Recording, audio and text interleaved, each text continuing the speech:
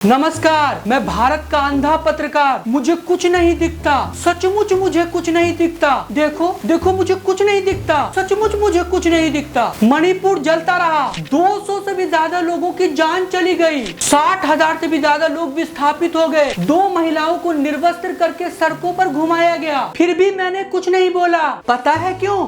क्योंकि मैं अंधा हूँ। नमस्कार, मैं भारत का अंधा पत्रकार। मुझे कुछ नहीं दिखता। देखो देखो मुझे कुछ नहीं दिखता, सचमुच मुझे कुछ नहीं दिखता। बुलडोजर पॉलिटिक्स के नाम पर वोट हासिल करने के लिए मुसलमानों के घर खाक में मिला दिए गए। हरियाणा में नू हिंसा के बाद हजारों लोगों के घर बुलडोजर से तोड़ दिए गए। इनमें ज्यादातर घर मुसलमानों के थे। मामले की सुनवाई करते हुए पंजाब और हरियाणा कोर्ट की एक बेंच ने कहा था कि ये नस्ली कार्रवाई है, एथनिक क्लिंजिंग है, एक तरह का नरसंहार है। बेंच की इस टिप्पणी के बाद नू हिंसा के मामले को किसी और बेंच को सौंप दिया गया। मध्य प्रदेश के उज्जैन में बैंड बाजा बजाकर एक मुसलमान का घर तोड़ दिया गया। ये उत्तर प्रदेश के प्रयागराज स्थित मोहम्मद जावेद का घर था, जो अब नहीं रहा। मोहम्मद जावेद की राजनीतिक सक्रियता के कारण उनके घर पर बुलडोजर चला दिया गया। 10 जून 2022 की एक घटना का मास्टरमाइंड बताकर मोहम्मद जावेद को यूपी पुलिस ने गिरफ्तार कर लिया था। उनके जेल में रहते दौरान ही एक दिन पहले नोटिस आया और फिर उनके घर को खाक में मिला दिया गया। मीडिया में छपी रिपोर्ट के मुताबिक मोहम्मद जावेद की बेटी आफरीन फातिमा कहती हैं कि उनके पास पानी से लेकर बिजली तक के सारे कागजात मौजूद हैं। आगे वो ये भी कहती हैं कि ये घर उनके पिता नहीं बल्कि उनकी माता के नाम पर था। फिर इसे डिमोलिश क्यों किया गया? परिवार का आरोप था कि बैक डेट में नोटिस चिपकाया गया, उन्हें अपना पक्ष रखने का भी समय नहीं दिया गया। जबकि अक्टूबर 2020 में इलाहाबाद हाई कोर्ट की एक बेंच ने यूपी सरकार को निर्देश दिया था कि डिमोलिशन के मामले में 30 दिनों का समय दिया जाना चाहिए। हैरान करने वाली बात यह भी है कि मोहम्मद जावेद को जिन आरोपों में गिरफ्तार किया गया, उनमें ज्यादातर मामलों में ट्रायल तक शुरू नहीं हुए हैं, लेकिन उनका गुनाह साबित होने से पहले ही उनका घर गिरा दिया गया। उनका परिवार अभी किराए के मकान में रहता है। ये सब देखने के बाद भी मैं कुछ नहीं बोलूंगा। नमस्कार, मैं भारत का अंधा पत्रकार। मुझे कुछ नहीं दिखता, सचमुच मुझे कुछ नहीं दिखता।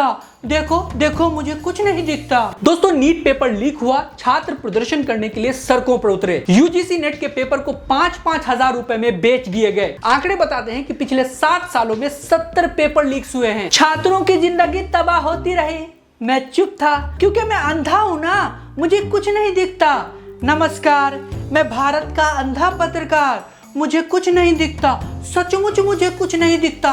देखो देखो मुझे कुछ नहीं दिखता। इलेक्टोरल बॉन्ड भारत के इतिहास का सबसे बड़ा करप्शन बनकर सामने आया। सुप्रीम कोर्ट ने इसे असंवैधानिक करार दिया। बीजेपी को इलेक्टोरल बॉन्ड का लगभग 50% हिस्सा अकेले मिला। सुप्रीम कोर्ट में सिविल सोसाइटी के एक्टिविस्ट द्वारा जारी की गई याचिका के मुताबिक 41 ऐसी कंपनी ने बीजेपी को 2471 करोड़ रुपए इलेक्टोरल बॉन्ड के जरिए डोनेशन दिए, जिनके ऊपर सीबीआई, ईडी और आईटी विभाग की जांच चल रही थी, जिसमें से 1698 करोड़ रुपए इन कंपनियों पर रेड पड़ने के तुरंत बाद ही बीजेपी को डोनेट किए गए। एडवोकेट प्रशांत के अनुसार बीजेपी को इलेक्टोरल बॉन्ड से 1751 करोड़ रुपए चंदा मिलने के बाद 3.7 लाख करोड़ वर्थ के कॉन्ट्रैक्ट्स कंपनियों को दिए गए। मतलब चंदा दो धंधा लो। मैंने इलेक्टोरल बॉन्ड पर भी सरकार को नहीं घेरा। पता है क्यों? क्योंकि मैं अंधा हूं। नमस्कार, मैं भारत का अंधा पत्रकार। मुझे कुछ नहीं दिखता, सचमुच मुझे कुछ नहीं दिखता। देखो मुझे कुछ नहीं दिखता। दोस्तों, ये वही बीजेपी है जो हिंदुत्व के नाम पर पॉलिटिक्स करती है। साल 2014 के बाद से लेकर इनकी पॉलिटिक्स में गाय बढ़ चढ़कर शामिल रही। देश में गाय के नाम पर मॉब लिंचिंग्स हुई, पर वही BJP beef exporting company Alana group से 2 करोड़ रुपए इलेक्टोरल बॉन्ड की शक्ल में चंदा लेती है। मैं अब भी कुछ नहीं बोलूंगा क्योंकि मैंने कुछ देखा ही नहीं। नमस्कार, मैं भारत का अंधा पत्रकार। मुझे कुछ नहीं दिखता, सचमुच मुझे कुछ नहीं दिखता। सरकार की कसम, परवरदिगार की कसम, मुझे कुछ नहीं दिखता, सचमुच मुझे कुछ नहीं दिखता। ईडी, सीबीआई की रेड विपक्षी नेताओं के ऊपर होती रही। सिटिंग मुख्यमंत्री तक जेल गए। पिछले साल 14 विपक्षी पार्टियों ने सुप्रीम कोर्ट में एक शिकायत दर्ज कराई थी, जिसमें आरोप लगाया था कि केंद्र सरकार ईडी और सीबीआई का दुरुपयोग विपक्षी नेताओं के खिलाफ कर रही है। विपक्षी नेता संजय सिंह ने तो यहाँ तक आरोप लगाया था कि पिछले 8 सालों में 3000 से भी ज्यादा बार विपक्षी नेताओं के ऊपर केंद्रीय एजेंसी ने रेड की है। दोस्तों, साल 2014 के बाद से लेकर अब तक 4 गुना ईडी के केसेस में बढ़ोतरी देखने को मिलती है, जिसमें 95% केसेस विपक्षी पार्टी के नेताओं के खिलाफ हैं। लेकिन इन्हीं विपक्षी पार्टियों में से जो बीजेपी में शामिल हो जाता है, बीजेपी अपनी वॉशिंग मशीन से उन्हें साफ कर देती है। इनके ऊपर ईडी, सीबीआई के जितने भी मामले हैं उनको खत्म कर दिया जाता है। मैं अब भी कुछ नहीं बोलूंगा। पता है क्यों? क्योंकि मैं भारत का पत्रकार हूँ, अंधा पत्रकार। नमस्कार, मैं भारत का अंधा पत्रकार। मुझे कुछ नहीं दिखता, सचमुच मुझे कुछ नहीं दिखता, न कुछ देखता हूँ न कुछ बोलता हूँ। दोस्तों, बेटी बचाओ बेटी पढ़ाओ का नारा दिया था मोदी सरकार ने, लेकिन बेटियां कहाँ सुरक्षित हैं इस देश में। नेशनल कमीशन फॉर वीमेन के आंकड़ों के मुताबिक सिर्फ साल 2023 में महिलाओं के खिलाफ अपराध से जुड़े 28,811 मामले दर्ज किए गए, जिसमें से 55% केसेस सिर्फ उत्तर प्रदेश में दर्ज किए गए। ये वही उत्तर प्रदेश है जहाँ 19 साल की एक दलित बेटी के साथ गैंग रेप हुआ, फिर उसकी जान तक चली गई। इसी उत्तर प्रदेश के BHU विश्वविद्यालय में छात्रा के साथ गैंग रेप मामले में 3 लोगों को गिरफ्तार किया गया, जिनमें 2 लोग बीजेपी IT सेल से ताल्लुक रखते थे। अब आप इस न्यूज को देखिए। इन बलात्कारियों को बेल पर बाहर कर दिया गया है। मैंने महिला सुरक्षा को लेकर भी सरकार से सवाल नहीं पूछे, क्योंकि मैं अंधा हूं ना, मुझे कुछ दिखता ही नहीं है। मुझे जब कुछ दिखेगा ही नहीं तो मैं कैसे बोलूंगा। नमस्कार, मैं भारत का अंधा पत्रकार। मुझे कुछ नहीं दिखता, सचमुच मुझे कुछ नहीं दिखता।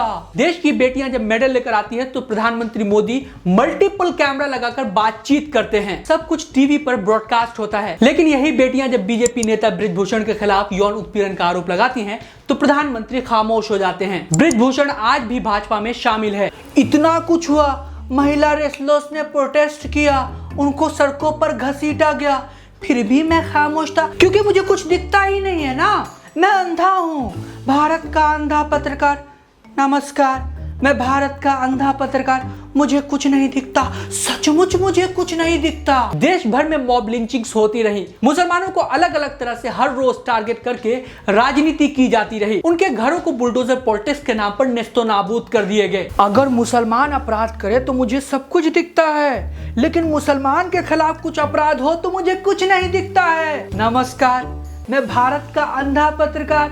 मुझे कुछ नहीं दिखता, सचमुच मुझे कुछ नहीं दिखता। देखो देखो देखो, मुझे कुछ नहीं दिखता। साल 2022 तक किसानों की आय दोगुनी कर दी जाएगी, ऐसा वादा किया था मोदी सरकार ने, पर यह भी जुमला ही निकला। 4 दिसंबर 2023 को NCRB यानी नेशनल क्राइम रिकॉर्ड्स ब्यूरो ने डेटा रिलीज किया। इस डेटा के अनुसार साल 2022 में 11,290 किसानों ने आत्महत्या कर लिया। वही दोस्तों, साल 2021 में 10,000 से भी ज्यादा किसानों ने आत्महत्या कर ली थी। अब जब यही किसान MSP की गारंटी को लेकर प्रदर्शन करने के लिए दिल्ली आए तो सरकार ने उन्हें रोकने के लिए सड़कें खुदवा दी, सड़कों पर कील और तार बिछवा दिए, उनके ऊपर ड्रोन से आंसू गैस बरसाए गए, मानो ये कोई आतंकी हो। हम लोगों ने भी किसानों के खिलाफ न्यूज रूम से खूब प्रोपेगेंडा किया, उन्हें खालिस्तानी कहा, लेकिन उनकी मांगों को लेकर एक जायज डिबेट तक नहीं किया। उन्हें प्रोटेस्ट करने के लिए जिस तरह से रोका गया उस पर भी मैंने कोई क्वेश्चन नहीं रेस किया। पता है क्यों? क्योंकि मैं अंधा हूं।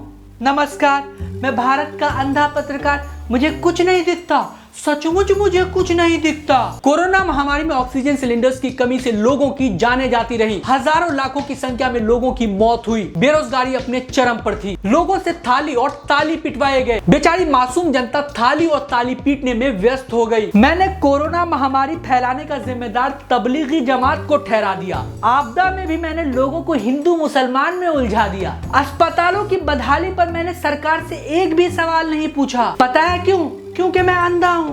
नमस्कार, मैं भारत का अंधा पत्रकार। मुझे कुछ नहीं दिखता, सचमुच मुझे कुछ नहीं दिखता। देखो देखो, मुझे कुछ नहीं दिखता। रातों रात बिना कुछ सोचे समझे नोटबंदी कर दी गई। बैंकों और ATM के सामने कतारों में लोगों को खड़ा कर दिया गया। काम धंधा छोड़कर लोग पैसे बदलवाने के लिए ATM और बैंक के सामने खड़े थे। प्रधानमंत्री नरेंद्र मोदी ने नोटबंदी के फैसले के बाद कहा था, भाइयों बहनों, मैंने सिर्फ देश से 50 दिन मांगे हैं, 50 दिन। 30 दिसंबर तक मुझे मौका दीजिए मेरे भाइयों और बहनों। कोई मेरा गलत इरादा निकल जाए, आप जिस चौराहे पर मुझे खड़ा करेंगे, मैं खड़ा होकर देश जो सजा तय करेगा वो सजा भुगतने के लिए तैयार हूं। लेकिन नोटबंदी के फैसले के बाद जब RBI ने आंकड़े जारी किए, इसके मुताबिक 500 और 1000 के 99.3% नोट बैंक में वापस आ गए। फिर नोटबंदी क्यों की गई? लोगों को लाइन में क्यों लगाया गया? इससे अर्थव्यवस्था को कितना नुकसान पहुंचा? नोटबंदी पर भी मैंने सरकार से सवाल नहीं पूछा, क्योंकि मैं अंधा हूं। नमस्कार, मैं भारत का अंधा पत्रकार। मुझे कुछ नहीं दिखता, सचमुच मुझे कुछ नहीं दिखता। ग्लोबल हंगर इंडेक्स 2023 की रैंकिंग में भारत 125 देशों की सूची में 111वें पायदान पर है। जिस पाकिस्तान को टीवी शोज में न्यूज एंकर ललकारते हैं वो भी भारत से आगे है। फिर भी हम सरकार से सवाल नहीं पूछेंगे। पता है क्यों? क्योंकि मैं अंधा हूं ना, मुझे कुछ दिखता ही नहीं है। नमस्कार, मैं भारत का अंधा पत्रकार, मुझे कुछ नहीं दिखता। सचमुच मुझे कुछ नहीं दिखता। देखो देखो देखो, मुझे कुछ नहीं दिखता। पत्रकारों से लेकर आम डॉक्टर को बिना किसी जुर्म के जेल में ठूस दिया गया। पत्रकार सिद्दीक कप्पन हाथरस में 19 साल की लड़की के साथ हुए गैंगरेप की घटना को कवर करने के लिए जा रहे थे तो उनके ऊपर यूएपीए लगाकर उनको जेल भेज दिया गया। क्या आज के भारत में पत्रकारिता करना भी अपराध है? डॉक्टर कफील खान के ऊपर एनएसए लगाकर उनको जेल भेज दिया गया। कोर्ट ने कफील खान की गिरफ्तारी को अवैध करार दिया। मैंने फिर भी सरकार से सवाल नहीं पूछा कि इन्हें जेल में क्यों बंद किया गया। पता है क्यों? क्योंकि मैं अंधा हूँ। नमस्कार, मैं भारत का अंधा पत्रकार, मुझे कुछ नहीं दिखता। सचमुच मुझे कुछ नहीं दिखता। देखो देखो, मुझे कुछ नहीं दिखता। दोस्तों, मेरी स्थिति ऐसी ही है, इसलिए तो वर्ल्ड प्रेस फ्रीडम इंडेक्स की सूची में मैं 180 देशों की सूची में 159वें पायदान पर आता हूँ, क्योंकि मैं भारत का अंधा मीडिया हूँ।